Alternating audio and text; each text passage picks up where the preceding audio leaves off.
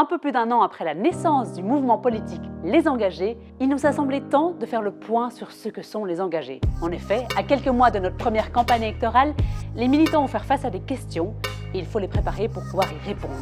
Quelle est la philosophie de notre parti, de notre mouvement? Pour y répondre, rien de mieux qu'un philosophe. C'est pourquoi nous avons avec nous Laurent Debry. Laurent Debry a piloté Il fera beau demain, le processus de refondation du parti. Salut Laurent. Bonjour Carmen. Bienvenue et merci de prendre le temps de faire le point avec nous sur ce que c'est les engagés. Alors ma toute première question est, qu'est-ce que le courage de changer? Le courage de changer, c'est d'abord la conviction que la société, elle ne va plus pour l'instant. Le niveau de santé mentale des jeunes est catastrophique, les tensions sociales augmentent, la crise climatique, on la connaît tous, l'inflation a provoqué aussi une crise énergétique, on a la guerre en Europe, donc tout le monde a conscience que la société, pour l'instant, elle est un peu épuisée, que le modèle de société sur lequel on a construit notre prospérité depuis la Deuxième Guerre mondiale, il ne fonctionne plus. Les inégalités font que les personnes n'ont plus l'impression de pouvoir espérer avoir une meilleure consommation demain. Ils seraient déjà contents de pouvoir maintenir leur niveau de vie. Et donc le courage de changer, c'est la conviction qu'il faut être prêt à remettre en cause notre modèle de société, certains de nos acquis sociaux, certains de nos privilèges peut-être, pour que globalement nous soyons tous gagnants. Et qu'il fasse beau demain du coup? Exactement. Ça s'inscrit dans la continuité de Il fera beau demain. Oui, il fera beau demain. Donc c'était le processus de transformation du CDH dans les engagés. Et ce n'était pas un vœu pieux se disant c'est super, demain il fera beau, soyons les doigts de pied en éventail. Non, c'était une promesse qu'il pourrait faire beau demain, à condition qu'on ait le courage de changer, justement. Et ça, c'est ce volontarisme que l'on retrouve dans les engagés aujourd'hui. Et donc ça, c'est vraiment une phrase punch, une conviction de « il faut changer ». Mais qu'est-ce que la philosophie des engagés? Je dirais que c'est la combinaison de deux idées, c'est les deux faces d'une même idée, si tu veux. L'une centrée sur la personne, l'idée que le cœur des engagés, c'est de permettre à chacun de se réaliser, de s'épanouir, donc l'épanouissement de la personne. Et la deuxième, d'un point de vue plus collectif, c'est l'idée de bien commun, que la politique, que le rôle des représentants politiques, mais le rôle de la communauté politique dans son ensemble, c'est pas de défendre les intérêts des uns contre les intérêts des autres et d'espérer qu'il y aura quelque chose comme un compromis, un équilibre des forces. Non, c'est essayer de dégager un bien commun qui va transcender le conflit entre les intérêts des uns et des autres. Et est-ce que ça s'inscrit toujours dans l'humanisme ou est-ce que c'est une totale autre philosophie? Je pense qu'il y a des points communs. C'est cette idée d'ailleurs de réalisation de la personne, elle est au centre de l'humanisme. Mais si tu connais un peu la philosophie de l'humanisme, de la modernité, ça s'est construit aussi quand même fort sur l'idée de l'être humain qui devait devenir maître et possesseur de la nature. C'était l'humain qui était surtout défini par sa raison, et grâce à la raison, il allait développer la science et la technique, ça allait lui donner la maîtrise du monde qu'il allait pouvoir complètement façonner, transformer pour être conforme à sa volonté. Et la crise climatique, par exemple, montre bien que c'est finalement un projet, s'il est pris sans nuance, qui peut être extrêmement positif, mais sans nuance, il a des côtés dangereux. C'est oublier que l'humain, c'est aussi un être, certes doué de raison, mais c'est aussi un être qui appartient à la nature, c'est aussi un être vulnérable. Et donc c'est vraiment aussi cette idée d'un humanisme, mais un humanisme qui laisse place à la vulnérabilité que l'on retrouve au cœur du manifeste des engagés. Et donc oui, c'est un humanisme, mais un humanisme conscient de ses limites, conscient de l'enracinement de la personne humaine dans la nature. C'est pour ça que la question environnementale est aussi présente dans le manifeste des engagés. Oui, c'est ça, parce que l'humain fait partie tout un système et n'est pas au-dessus du système. Il n'est pas au-dessus du système, donc il a la capacité de transformer la nature, mais on peut en fait pouvoir différencier, j'ai envie de dire, la culture et la facture. Tu sais, comme dans quelque chose qui est de bonne facture ou dans manufacturer, où la facture, c'est la fabrication. Et donc, c'est un peu ça, c'était l'humanisme classique qui allait dire qu'on allait pouvoir rendre le monde artificiel, le transformer en un monde fabriqué. Tandis que la culture, ça, je dirais que c'est le bon travail de la nature cultivée. Je ne sais pas si tu as d'ailleurs remarqué que c'est le même terme qu'on utilise pour les arts et les lettres, la culture, et puis pour la culture du sol, l'agriculture. C'est la même idée qu'on va transformer ce qu'il y a de bon dans la nature pour en tirer le meilleur. Donc il y a bien un travail de la nature. L'être humain ne doit pas simplement être à sa place. Il ne s'agit pas de faire de la nature un une forme de divinité, comme parfois dans l'Antiquité, mais de se dire qu'il faut respecter la nature, il faut la cultiver, donc pour permettre d'en sortir ce qu'il y a de meilleur. Et c'est vrai pour la nature autour de nous, mais c'est d'abord, et ça c'est le projet humaniste aussi, la nature en nous, notre propre nature.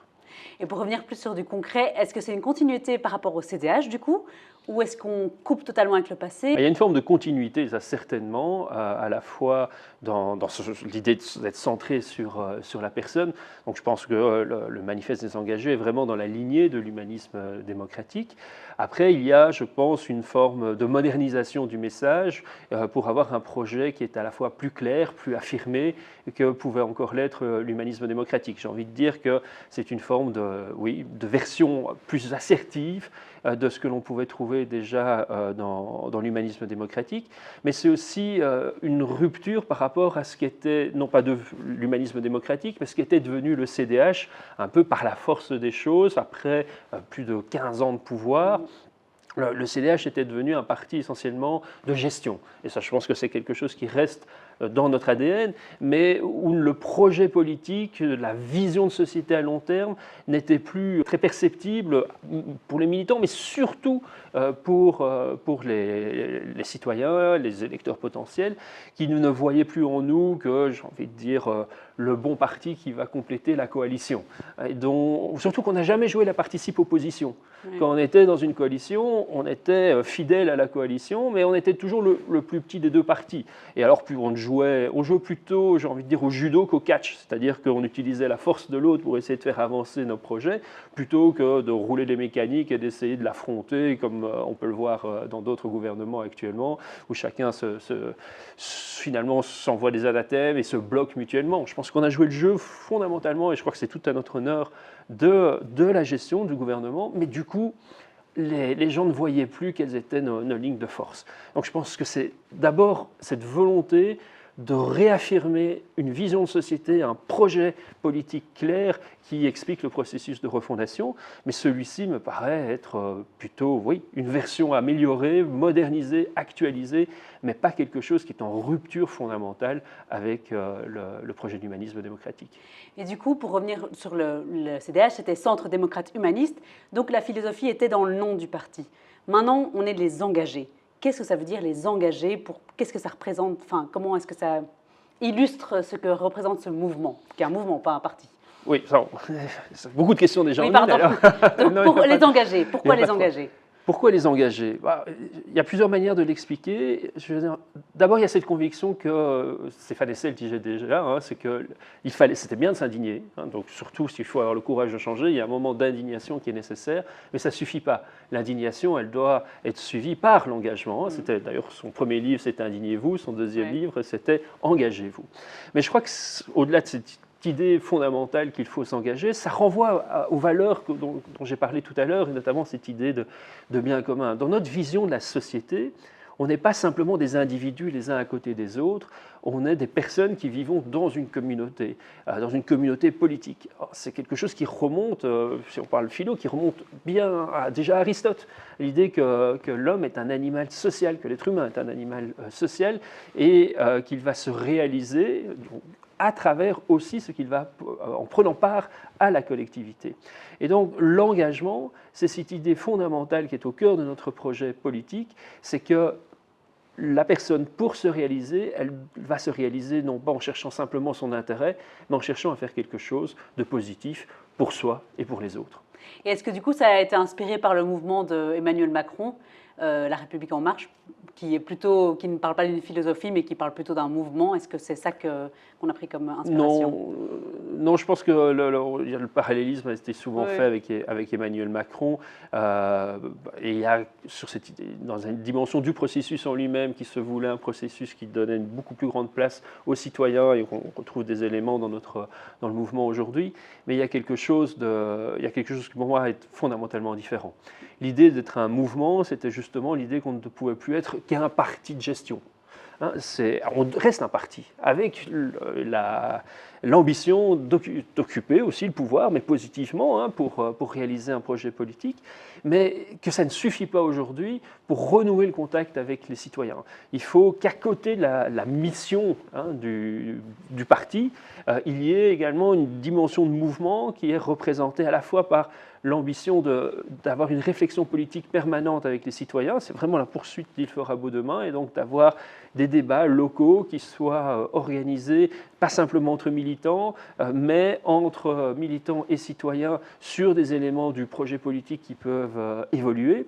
Et puis aussi, un troisième pilier qui est un pilier d'action citoyenne. L'idée que notre projet politique, même si c'est d'abord en participant au pouvoir qu'on va essayer de le réaliser, on doit montrer que nos valeurs animent notre action déjà dans nos actes sur le terrain aujourd'hui, en essayant de nous montrer utiles aux citoyens dans ce que nous pouvons faire sur le terrain.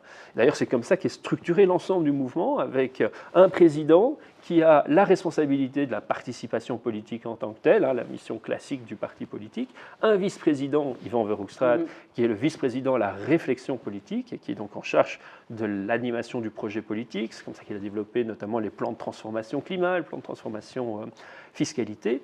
Et Gladys Casady, qui est la vice-présidente à l'action citoyenne et qui a donc la responsabilité de mettre en place, ça prend du temps, mais c'est normal, c'est un processus de transformation de toute l'organisation interne, de mettre en place une dynamique d'action citoyenne sur le terrain.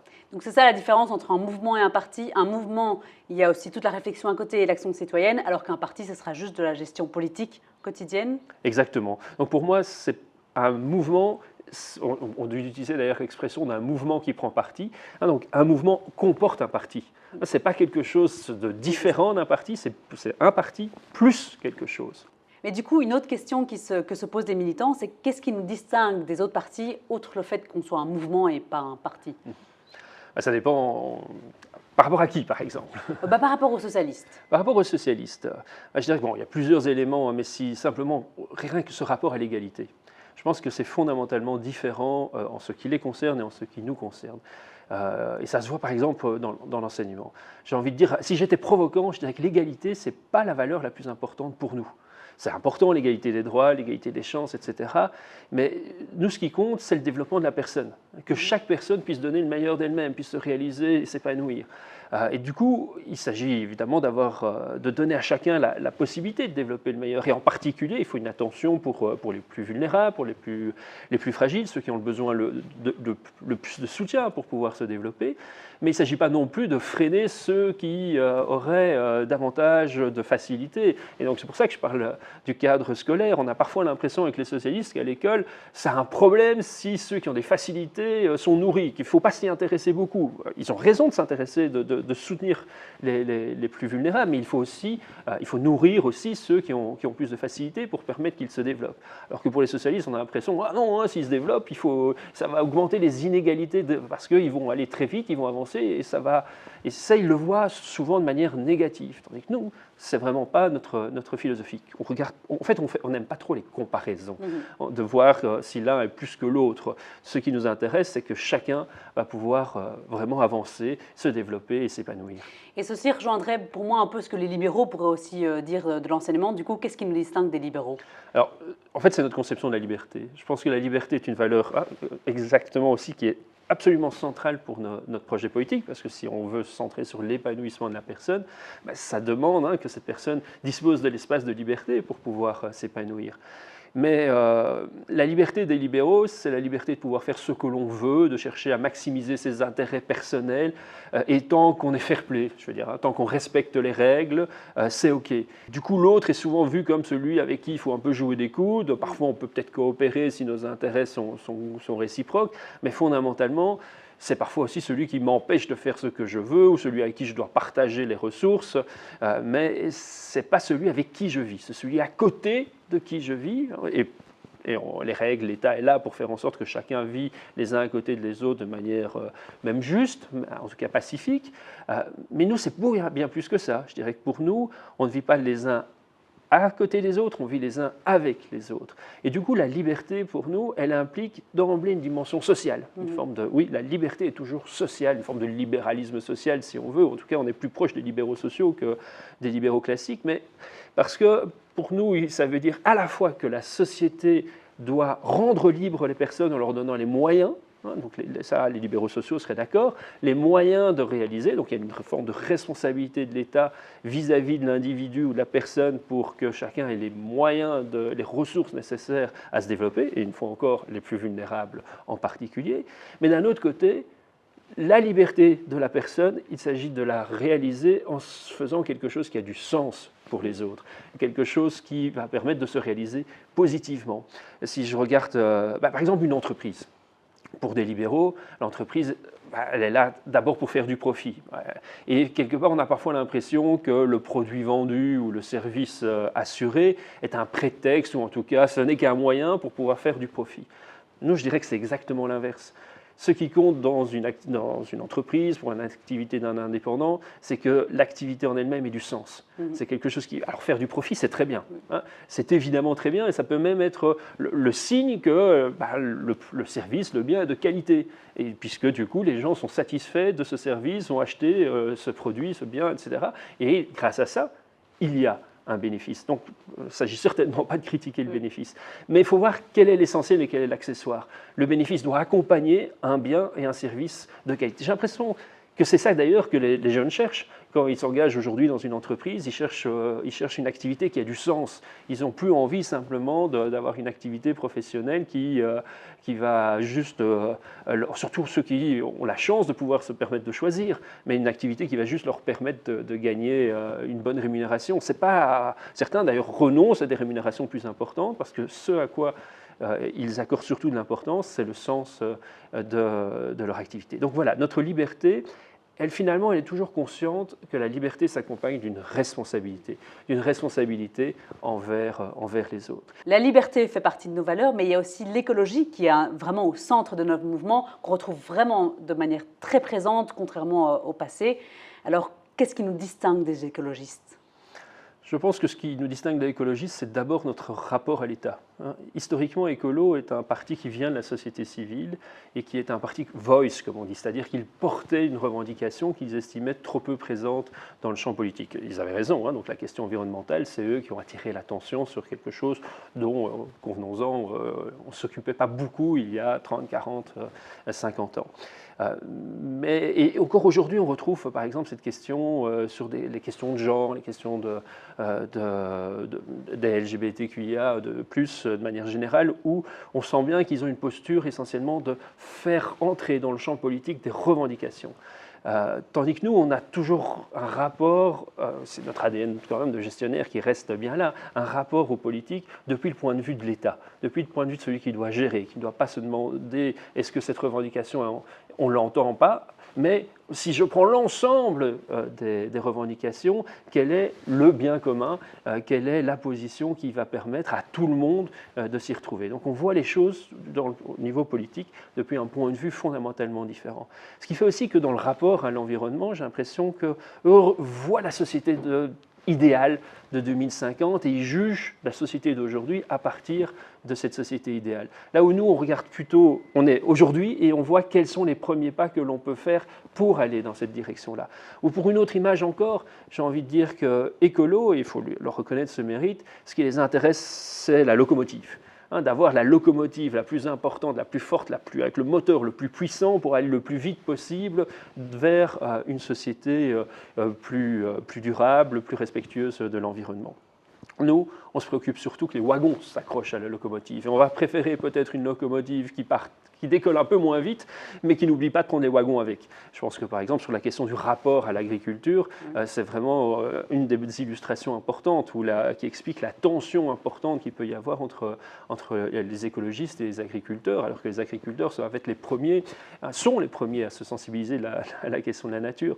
Et donc voilà, sur un débat comme tel, nous on va avoir cette préoccupation importante que les acteurs restent accrochés au train de la transition environnementale pour laquelle on est d'accord avec les écolos. Il n'y a pas le choix. Hein. Il faut faire cette transition. Il faut aller vers une société zéro carbone. Il faut une meilleure protection de la biodiversité. Mais tout en ne laissant pas plein de wagons derrière. Ça ne sert à rien. Ça ne servira à rien si les wagons ne suivent pas. S'il y a juste la locomotive, en effet, et qu'il n'y a pas de wagon avec, on ne s'en sortira pas. On est d'accord. Et du coup, j'aimerais bien aussi savoir la différence. Bon, la différence avec le PTB semble évidente, mais comme on est deux partis, un mouvement est parti dans l'opposition pour l'instant, qu'est-ce qui nous distingue du PTB dans l'opposition, dans notre ADN? Là, à peu près tout. Je pense à peu près tout. Mais justement, le PTB construit le politique sur le conflit. Voit le champ politique comme étant, et c'est l'histoire du mouvement socialiste dans ce qu'il a de plus pur philosophiquement, c'est l'idée qu'il s'agit de créer un rapport de force entre les travailleurs et le capital, hein, donc qui est vu comme ce qui est le mauvais, et qu'il va falloir, en s'aidant d'abord de la rue, et puis des urnes, et puis du Parlement, parvenir à créer un rapport de force qui va permettre aux dominés de renverser les dominants. Tandis que nous, au contraire, on cherche à dépasser le conflit. On cherche à trouver justement, je redis encore, le bien commun, c'est-à-dire comment est-ce qu'on va finalement non pas comprendre la transformation de la société comme étant une pure redistribution, où on ne fait que du Robin des Bois, on prend aux uns pour donner aux autres, ce qui parfois est nécessaire, mais une vraie transition, un vrai changement de modèle, c'est lorsque on comprend qu'il y avait une forme d'équilibre social. On fait grandir, hein, depuis le lendemain de la Deuxième Guerre mondiale, le projet de société, c'était on fait grandir le gâteau économique, hein, pour ensuite le redistribuer. Mais il y avait fondamentalement un accord entre patronat et travailleurs au lendemain de la Deuxième Guerre mondiale pour dire la première chose, on s'accorde sur l'idée de faire grandir, d'avoir un gâteau le plus grand possible, et puis on va se battre un petit peu entre nous pour savoir comment on va le partager. Mais l'idée de la société de consommation, elle faisait consensus. Justement, la transition de la société, ça demande de sortir de ces sociétés de consommation vers une société de participation, mais où, du coup, chacun doit renoncer à certaines choses. Donc on n'est pas dans l'ordre du conflit, on est dans l'idée que tout le monde doit renoncer à certains éléments, qu'on soit travailleur, qu'on soit capitaliste, hein, pour reprendre les termes du PTB, mais que ces renoncements, finalement, permettront à chacun d'atteindre un bien-être commun. On n'est pas dans le l'un contre l'autre, on est dans la volonté de transformation des uns pour les autres. Et j'ai envie de rajouter que le problème avec une approche du conflit comme celle du PTB, c'est que quand les dominés s'attaquent aux dominants, en général, ils perdent. Ils perdent. Et du coup, c'est un statu quo, du coup, la transition ne fonctionne pas. Au contraire, les acteurs qui pourraient être des acteurs de transition se sentent agressés et freinent la transition. Et puis même quand ils gagnent, alors les dominés deviennent des nouveaux dominants, et ce n'est pas forcément beaucoup mieux. Oui. Donc il ne faut pas opposer, mais il faut tous se mettre autour d'une table et avancer ensemble. Alors, il ne faut pas non plus croire qu'on va être dans le consensus pur, hein, mais il faut... en fait, on peut voir ça comme deux stratégies différentes pour créer une majorité. Est-ce que c'est en s'assemblant contre quelqu'un? Est-ce que c'est en disant on va être l'union des travailleurs contre les capitalistes, on identifie un ennemi commun et c'est ça qui nous rassemble? Ou bien est-ce qu'on va essayer de rassembler un maximum de personnes, pas tout le monde, pas les extrêmes notamment, mais est-ce qu'on va essayer de rassembler un maximum de personnes pour créer une dynamique de changement, non pas contre quelqu'un, mais pour un projet positif? Du coup, maintenant, on s'est distingué un peu, tu nous as un peu expliqué ce qui nous distinguait des autres partis. Quelles sont les valeurs du mouvement, les valeurs fondamentales du mouvement? Alors, je pense que je pourrais le redire en parlant d'abord d'une conception du progrès, hein, qui n'est plus du coup autour de l'idée que le progrès c'est plus, mais que le progrès c'est du mieux. Hein, que fondamentalement on doit avoir non plus une croissance de la quantité de consommation, mais une croissance de la qualité. Mais j'ai l'impression qu'il y a moyen aussi d'exprimer ça plus concrètement, parce que ce serait quoi une société de la qualité? J'ai envie de dire que c'est une société de participation. C'est une société où chacun a la possibilité de prendre part. Et alors, de nouveau, on retrouve cette idée que j'ai déjà esquissée tout à l'heure, pour qu'on puisse prendre part, pour que chacun puisse avoir une place dans la société, il y a une responsabilité de l'État, il y a une responsabilité du collectif vis-à-vis de chacun et vis-à-vis des plus vulnérables en particulier, pour que chacun ait la possibilité de prendre part à la société. Donc il y a une dimension fondamentalement inclusive, mais il y a aussi l'idée que chacun doit prendre part. Donc c'est vraiment ce côté, j'ai envie de dire là, le côté d'abord de la responsabilité du collectif vis-à-vis de la personne, c'était un peu notre aile plus à gauche, mais d'un autre côté, rappeler la responsabilité de la personne vis-à-vis du collectif, hein, que la liberté, comme je le disais tout à l'heure, c'est une liberté qui implique une responsabilité, qui implique qu'il faut prendre soin aussi, prendre part à la société et prendre soin des autres également. Donc on se réalise en faisant quelque chose de positif, en donnant le meilleur de nous-mêmes. Ça, c'est peut-être quelque chose qui parlera plus à notre aile plus à droite. Et donc c'est en cela qu'on est vraiment centriste. Et c'est pour ça qu'aussi une expression comme prendre soin de soi, prendre soin des autres, j'ai envie de rajouter prendre soin de la nature, résume peut-être parfaitement notre projet politique, et la pandémie, aussi difficile fut-elle, a illustré cette idée qu'on ne pouvait être libre qu'ensemble. On ne pouvait être libre que dans une société où chacun ne se préoccupait pas de son propre intérêt, mais prenait soin de soi et des autres. Et que c'était parce que chacun prenait soin de soi et des autres, respectait les gestes barrières, etc., que finalement nous avons pu dépasser la pandémie et retrouver tous une plus grande liberté. C'est finalement retrouver la liberté en sortant du confinement, c'était une conquête collective. Et ça illustre bien notre idée. La liberté, ça demande que l'on fasse un projet collectif. Ça demande aussi de se rendre compte qu'une société, ce n'est pas des individus qui sont les uns à côté des autres, oui, comme je disais tout à l'heure, mais c'est une association, c'est une équipe. C'est une équipe, c'est pas donc des adversaires qui se combattent même en étant fair-play, c'est une équipe où nous avons une responsabilité collective, un intérêt commun, c'est le bien commun. C'est des objectifs, c'est de construire une société d'une plus grande qualité, de meilleure qualité de vie, meilleure qualité des produits, meilleure qualité des services, meilleure qualité des relations. C'est une société plus respectueuse de la nature, de l'environnement. Et donc ça, nous n'y arriverons pas en nous opposant les uns aux autres, nous n'y arriverons que si nous faisons équipe. Donc participation, prendre soin et liberté.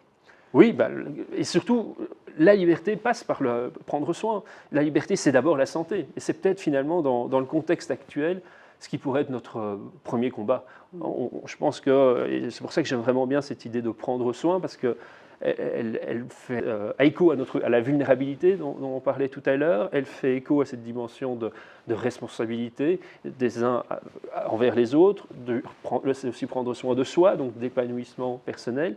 Elle fait écho à la question de la santé, qui est tellement fondamentale aujourd'hui, notamment la santé mentale chez les jeunes est particulièrement préoccupante. Et la santé, c'est quand même le premier bien. C'est la condition de pouvoir avoir une vie harmonieuse, c'est la condition de pouvoir s'épanouir. Et je pense qu'aujourd'hui, ça devrait être clairement notre premier combat. Pour conclure, j'aimerais bien te demander en tant que militante, comment est-ce que moi, je peux expliquer ce que c'est les engagés au quotidien en 3 mots, parce que je n'ai pas malheureusement 30 minutes pour expliquer à chaque fois aux personnes ce que ce sont les engagés. Je trouve ça vachement plus difficile en fait de le faire en 30 secondes, mais je dirais que c'est le parti qui veut prendre soin, puisqu'on a beaucoup insisté dessus, prendre soin de soi, donc cette importance de la liberté, prendre soin des autres, et donc cette liberté tout de suite sociale, et prendre soin de la nature. Donc on est des écologistes aussi, mais des écologistes pragmatiques, des écologistes des solutions. Et en fait, ça montre à quel point on est le parti centriste, mais un centrisme affirmé qui soit et le parti de la liberté et du social, et pas simplement une forme de compromis mou. Non, mais le parti centriste est aussi le parti qui est conscient que la force de la nuance, que dans un monde complexe, les solutions trop simples, elles loupent une grande partie de la vérité. Merci Laurent d'être venu éclaircir pour nous ce que c'était les engagés. Merci à toi, Carmen.